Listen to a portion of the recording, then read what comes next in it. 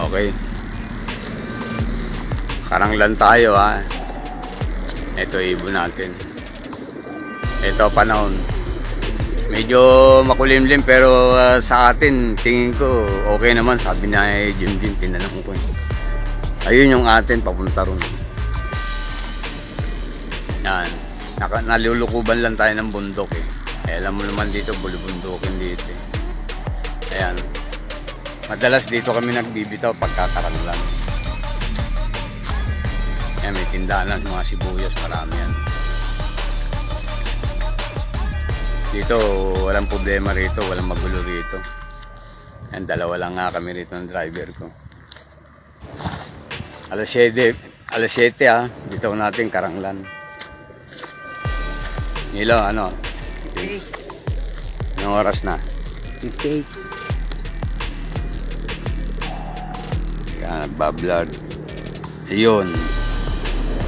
6:58. 2 minutes na lang. Hintay natin. Ito mga ibon natin ha. At gustong gusto na, kanina pa to, gustong lumabas.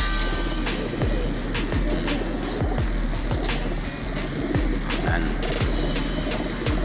Yan, ibon natin, malapit na tayo mag pan race. Konting 2 linggo na lang, hagis. Papan race na tayo. Truck na yan, galing sa mga Isabela yan. Yan dumadayan sa Nueva Vizcaya. 59 na, alas 7 na. Ihap mo lang Nilo, huwag mong bibiglayin ha.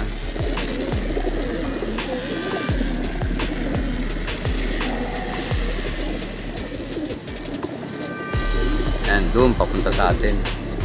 Nalulukuban lang tayo ng ulap eh. Kanina umaraw na rito eh. Wala, tumakip na naman yung ulap. Pero doon sa atin maliwanag yan. Alam ko. Ano, alas 7 na Nilo? Tinin pa lang eh. Sige. Mag alas 7 na yan. Hintayin natin. Yan. Yun. Nga. Okay, alas 7 ha. O, karanglan. Bitawan na natin alas 7. Kalahati lang. Nilo.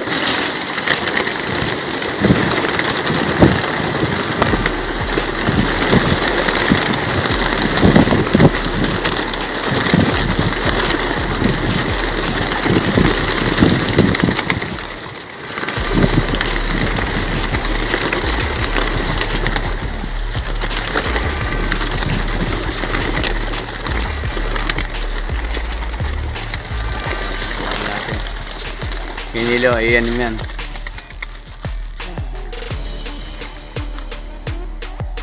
Okay.